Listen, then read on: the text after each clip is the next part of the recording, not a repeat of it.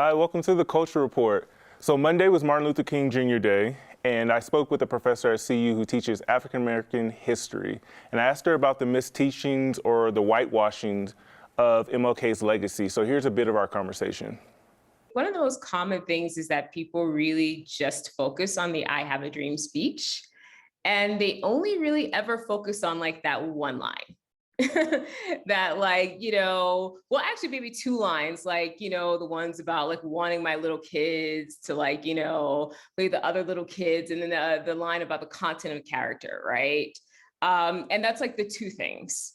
And then for some reason, Martin Luther King becomes frozen in this sort of 1963 moment, even though he lives for 5 more years, and he undergoes a pretty sort of radical transformation in his own sort of activism in those 5 years. And he's frozen in that moment. And I think, it starts with our sort of K through 12 education, where this is the moment that's taught to children, that I have a dream speech. And it's relatable to children too, because it's like, yes, he wanted Black and white children to be able to play together. And then that's what MLK wanted, right? End of story. So we get like this very sort of limited image of like all the sort of expansive goals of MLK's social justice agenda. So I talked to, her name was Ashley Sanders, and she's a professor of African American Studies at CU. And we talked did like a deep dive into why there are misteachings around MLK's legacy, and not just his legacy, but like Black history in general. And she discussed like how he was a proponent for economic equality, not just racial equality, but like economic equality for Black people. So just watching that and just having that conversation with her taught me a lot about like things that I didn't know about. So actually, I didn't even know that.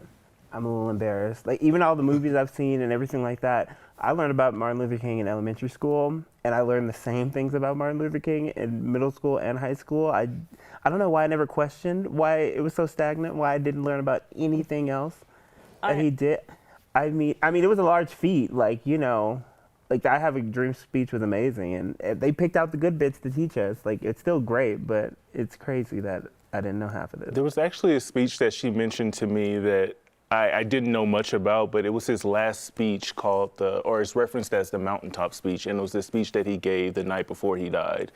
And he's in this congregation, and I believe in Tennessee, and he's discussing, kind of almost foreshadowing like how he wants to live a long life, and then the next day he's like killed. But in that speech, it was so empowering, but it was also so like moody and like ironic that like the next day he would have been killed. So I would say go back and like listen to that speech because it was really, really, really powerful. I think I might have to.